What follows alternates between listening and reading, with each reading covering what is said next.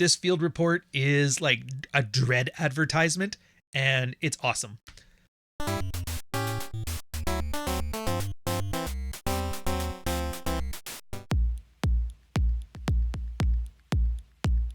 Midswatch Ryan, why are levels of Dread 6 to 8 not suggested for men in stable relationships? What is he talking about? What does this even mean? You have no idea. Welcome to the heart of the red pill, man. I love this shit. So Dread, there's going to be Dread, the levels, and pickup, and the red pill, and the blue pill professor. You guys are going to get like a great history lesson if you're ever into that stuff. Like, subscribe, you know the deal. So this first guy, the most prolific poster within the Married Red Pill, deleted. I've been at this for a few months now with great success, but I have a clarifying question for the Blue Pill Professor about Dread levels. It seems that we are told Dread levels 1 to 5 are enough for healthy relationships, but I've been bouncing through levels 6, 7, and 8 to build a healthy narcissism and tension to improve my life as a man in general. Passive Dread only, but these 3 levels are helpful. What does that mean? Hold on to the end. I promise I will explain this all, and it will make perfect sense to you, and it will definitely be worth it. At levels 6 to 7, I can study the pickup stuff, game my wife, and also just be more engaging with the women I meet. Not to game them or pull numbers, but just growing in confidence, be shy, and then become reasonably impersonal. At level 8, I can be conversational and engaging, even flirty, and I do not draw my wife's jealousy, but just to learn and move from wallflower to the life of the party. Am I missing something? Is my understanding of these levels of Dread is wrong? If I run them as passive, not active, why wouldn't a man want to have these 3 levels as part of their development? Okay. So you asked, what the fuck is he talking about? And here's what I'm talking about. Dread.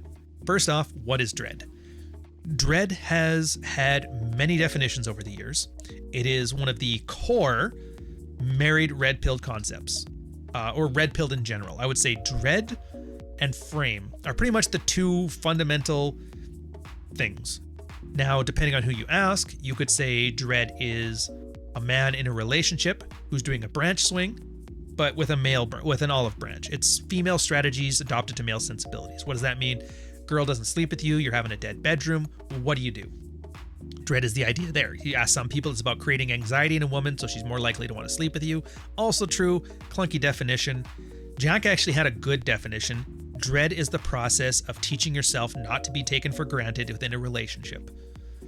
It's not about winning your wife back, and here's the problem with this. So Blue Pill Professor, he was a guy that's been around for a lot longer than me, a bit LARPy, but he had some good ideas. He's got a very good contribution. I don't mean to demean that at all, but he did a book on Dread. He calls it The Blue Pill Professor's 12 Levels of Dread, scripted after an AA program. And the problem with it is it kind of sucked. It's the best of what we have, but it's not good. And a bunch of reasons. One, it's a covert contract. Once you read the first part of it, it's like good, self-help, blah, blah, blah, maybe some acrimonious stuff. I can deal with that. Then by the end, you're like, oh my God, this is the covert contract that you're supposed to learn to get rid of right at the beginning. The problem is, well, I guess the benefit is, most people don't make it as far enough in their relationship as the final 12 step. So they never had a chance to test it. So everybody just took it in faith that, well, the first 6 are good, so why not the other 6? And no, they're not. They're not. And so when he talks about it, the first 5 steps are what he calls passive Dread, or stuff that's internal and doesn't require anything, it's just self-improvement stuff. Learn to pass shit tests, have boundaries, go to the gym, have a good workout program, lose some weight, dress really well, and that's like the first 5 steps right there. And then the 6th step is learn pickup. 7th step is like use pickup on your wife. The 8th step is try to pick up other women, or something called catch and release. And then he called step 9, and this is where it kind of jumps the shark, the F me or F you phase, where you say in no ambiguous terms and negotiate desire that you will have sex with me or I will leave. And then 10 was, go cheat on her, do your thing. I've talked to Ryan Stone once. I'm pretty sure the whole conversation, I pushed him pretty hard. What was hard, Ariel?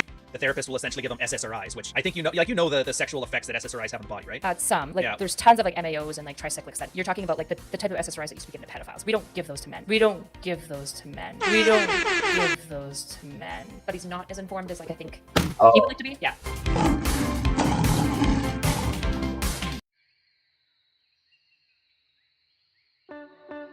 Then 11 is nuclear, tell her you're gonna cheat on her. And then 12 was introduce her to the woman. It was just ridiculous.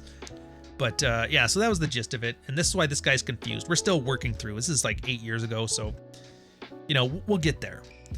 So Jack chimes in, this is misleading because the red pill has a lot of taint left over from the primordial pickup ooze it emerged from. Pickup was mostly a way for young men to get laid by the women they saw at parties and bars. See groups of women, approach groups of women, talk, flirt, escalate, etc. We keep using terminology like game, and some of us on the Married Red Pill are still considering it in this pickup context.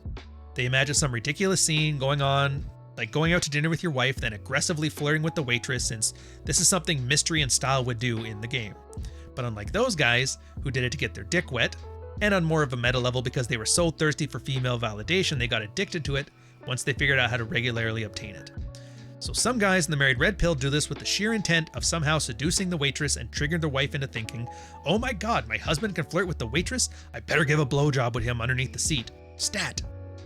But really, I'd say we're mostly just advising guys with rich social status, attractive appearance, and general charming extroversion. Ideally, our wives are primary beneficiaries of these qualities, but Dread 6 to 8 is essentially suggesting that maybe your wife doesn't care if she is the benefactor, sorry. So perhaps you should start finding other people who are. Typical outcomes: your wife didn't want to be the benefactor because she's been taking that status for granted. Seeing that it could actually be at risk, that you may have to care and share your positive social presence around others, and some of those are even attractive women who seem to enjoy it, she may start competing for your attention again, and now she realizes she actually has to put some effort into the marriage. Or 2, your wife won't care, and so find out your marriage is ending, and you'll be the socially isolated husk of a friendless, introverted man, but somehow that is well prepared to continue to transition into newer, more rewarding relationships in life. He said, I'm pretty sure I'm just ripping off Ryan. Hey, I'm ripping off Ryan's comment. He is ripping it off. So actually, Professor, make sure you give him credit when you invariably revise the Dread chapters in your book due to this sparkling insight. Look at that. Did I really say that?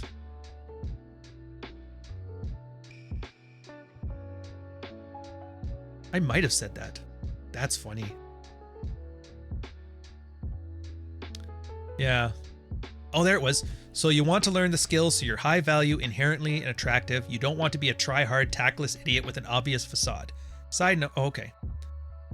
Yeah, that was me. Why a man would want to see his wife fail. One of my favorite guys, Bogey D6, he and I joined like the same week too, along with Hunter Drew, which, the names don't matter, whatever. But he's like, why would they hit on the waitress at Applebee's? Why does a guy want his wife to see him fail? There's a couple things to take from this. One, guys were fundamentally misunderstanding Dread at the time, but we hadn't really solidified as a topic. So in this case of hitting on the waitress, guys were actually trying that. You have to show that other women want to sleep with you. And so they're like, okay, I'll hit on the waitress respond well, wife will get jealous, bam, Dread. Doesn't work that way. Hitting on the waitress is a display of lower value. It actually shows you're socially uncalibrated, you're offending your wife, and there's one of those things like, so not cheating on your wife doesn't necessarily cause damage. Not the way that people think. They'll say that, but don't worry about it. What it is lying, concerns that the other woman is taking resources. So if you start paying for a mistress and shit, that tends to piss off the wife. But most importantly, it's embarrassing her socially. So that's why my saying I always give to you guys is hitting on the waitress at Applebee's is a display of lower value, but having the waitress at Applebee's start hitting on you is a display of higher value. And that's how it's supposed to work. You're supposed to be attractive, you're supposed to be extroverted, you're supposed to be socially savvy, no validation seeking, and then put yourself in co-ed environments where other women start to flirt with you, and they're usually subtle about it. You probably won't catch on, but the wife will. And then you separate which one of two situations you're in. And again, there's another thing on this. It's called the stay plan is the same as the go plan. And the idea is your wife is either does love you, but she doesn't think she has to put in any effort because she's taken you for granted. Once she realizes her throne is going to be dethroned by a younger, hotter, tighter woman who's more compliant, they tend to get what's called dread, anxiety, and desire comes at the tail end of anxiety. They start fighting for your attention, they fight for your desire. It sexually turns them on. Great examples from this. There's been a ton of situations where guys doing this exact same thing, they'd be at some kid's birthday party, and then one of the divorced moms, or sometimes the married moms, would all of a sudden start flirting with the guy and whatever, and then the guy would find out his wife would give him a blowy on the ride home from the kid's party, and he's like, and every time the guy did it, he was always like, there's like 12 examples of these over the years, and they were always like, can you believe that? I'm like, well, the first 3 times, no, but after the 7th one, I'm pretty sure we can take it as a given. But then there's always the chance that your wife just doesn't care. She doesn't love you. She's not in love with you. She's been cheating on you. She just, whatever reason, she's past menopause and she's over it. She never did. There's 100 different reasons why your wife could not love you, but is with you for the lifestyle or the comfort, or because Jesus says don't divorce your man even though you hate his guts. And what happens is when you put yourself in these situations, if your woman is absolutely unresponsive to other women trying to pick up the slack, then that kind of lets you know you're really in a dead marriage anyway. Now, for those guys who try to treat dread as a way to win your wife back, now they're at an existential crisis because, like, I'm doing everything and she doesn't care. It's like, yeah, that's why it's not about her, man. It's supposed to be about you. So you realized this woman offers no value to me and she takes me for granted. I need to ditch her and grab the next one. Kind of like a couple episodes ago when I talked about the guy who was wanting to take back his filthy whore wife who left him for having the audacity of getting cancer. And it's like, yeah, the point of dread for him was to learn that he doesn't need to put up with that. He can find somebody younger and hotter and more compliant. And he had a wife with him right now that allowed him to practice these skills as like a sparring partner, but that's it. So back to the dread thing here. And this is why ultimately, and hopefully by the time you watch this, dread has come out. If not, it'll be out by the end of the year. It's probably the best collection of all the things that all these guys have learned about dread and moving from a taken for granted dead bedroom to a super sexual happy one with a wife or with somebody else. And so it's the best of what we got. It's definitely something I can't believe it's taken me 7 years to write something that's improved on it, but I guess it was just a matter of somebody making the effort. So enjoy.